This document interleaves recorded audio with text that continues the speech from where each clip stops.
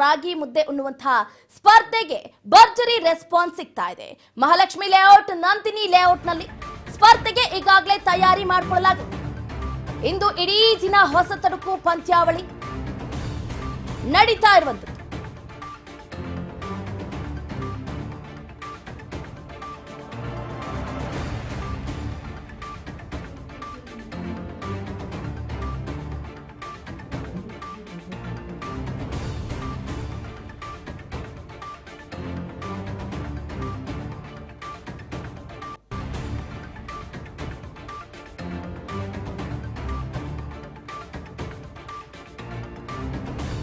ಸಾಮಾನ್ಯವಾಗಿ ನಾವು ಯುಗಾದಿ ಹಬ್ಬದ ಸಂದರ್ಭದಲ್ಲಿ ಹಳ್ಳಿಯಲ್ಲಿ ನಾವು ಹೊಸ ತಡುಕು ಆಯೋಜನೆ ಮಾಡಿರೋದನ್ನ ನಾವು ನೋಡಿರ್ತೀವಿ.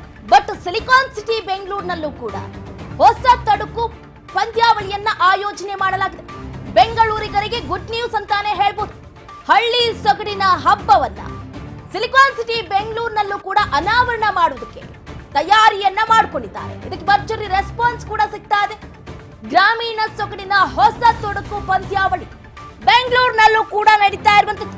ನಾಟಿ ಕೋಳಿ ಸಾರು, ರಾಗಿ ಮುದ್ದೆ ಉಣ್ಣುವಂತಹ ಸ್ಪರ್ಧೆ ಯಾರಿಗುಂಟು ಯಾರಿಗಿಲ್ಲ, ಎಲ್ಲರೂ ಕೂಡ ಕಾತುರದಿಂದ ಕಾಯ್ತಾ ಇದ್ದಂತಹ ಸ್ಪರ್ಧೆ ಈಗ ಬೆಂಗಳೂರಿನಲ್ಲೇ ನಡೀತಾ ಇದೆ. ಅದರಲ್ಲೂ ಮುಖ್ಯವಾಗಿ ಎಲ್ಲಿ ಅಂತ ಕೇಳಿದ್ರೆ ಮಹಾಲಕ್ಷ್ಮಿ ಲೇಔಟ್, ನಂದಿನಿ ಲೇಔಟ್ನಲ್ಲಿ ಸ್ಪರ್ಧೆಯನ್ನ ಆಯೋಜನೆ ಮಾಡಲಾಗಿರುವಂತದ್ದು.